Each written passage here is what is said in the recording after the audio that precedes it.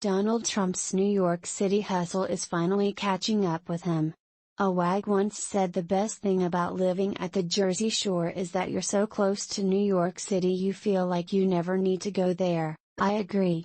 We get our fill of the New York experience from the New Yorkers who come here. Donald Trump, for example. Long before he went to Washington, the Donald went to Atlantic City. There, he ripped off and shortchanged virtually everyone he did business with. Back when Trump first flirted with a White House run in 2011, I interviewed some of the locals. They knew what to expect when the Donald moved his hustle from AC to DC. Everybody down here is rooting for him, one said. They figure he'll screw the Chinese the way he screwed us. He'll probably screw some Arabs, too.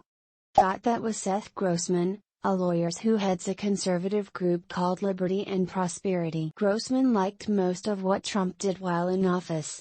But as a strict constructionist of the Constitution, he opposed the stunt Trump tried to pull on J6.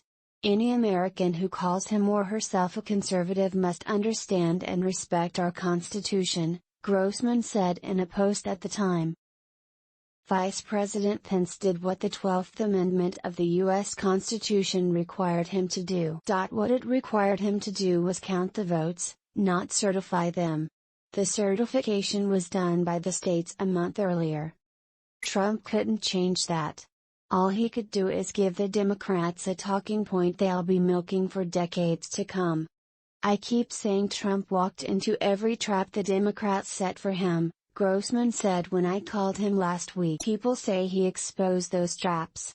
Well, if a soldier steps on every landmine the enemy puts out for him, he's exposing the landmines.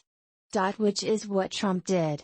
Till the Donald's January 6th debacle, it was the opposition that was responsible for those riots in places like Port. But when it comes to rioting, nothing tops the video of that mob carrying Trump banners as they knocked that policewoman unconscious while storming the Capitol. That "hang like Pence" chant will be hard to top as well. And there's plenty more where that came from. The Democrats will be releasing it piece by piece over the coming weeks. They certainly don't have much else to talk about as we go into the November elections. Inflation? Gas prices? Immigration?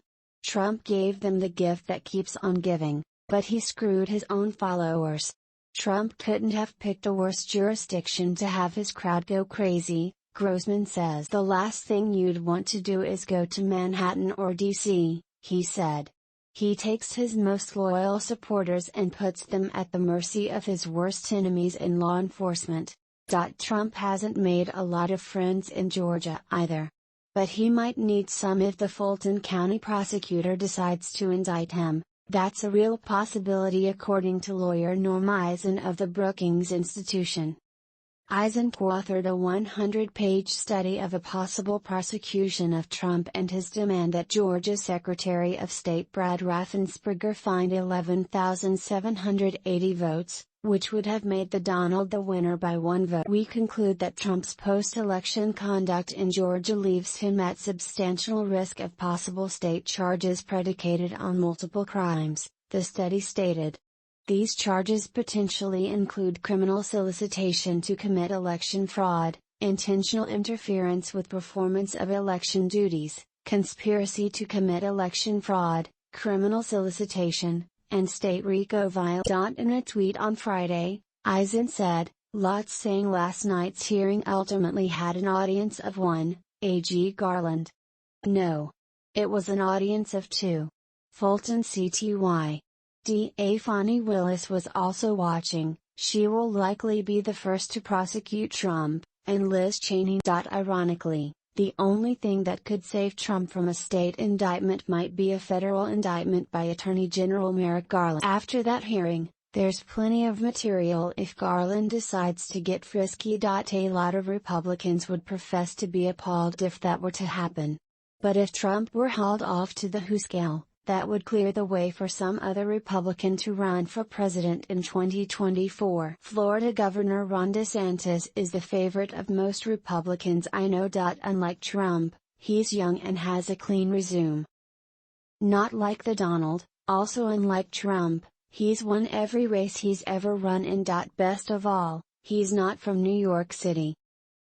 One president from there will be quite sufficient. Even his hometown newspaper has turned on Trump. In an editorial, the New York Post says what I've been saying for months: Donald Trump is doing more for Democrats than Republicans. Here's an excerpt: Trump has become a prisoner of his own ego.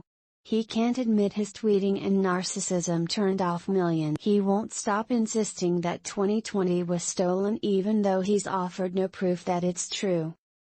Respected officials like former Attorney General Bill Barr call his rants nonsense. This isn't just about Liz Cheney.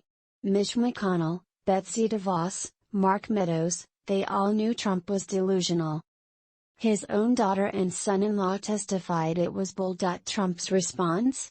He insults Barr, and dismisses Ivanka as checked out. He clings to more fantastical theories, such as Dinesh D'Souza's debunked 2,000 mules, even as recounts in Arizona, Georgia and Wisconsin confirm Trump loss.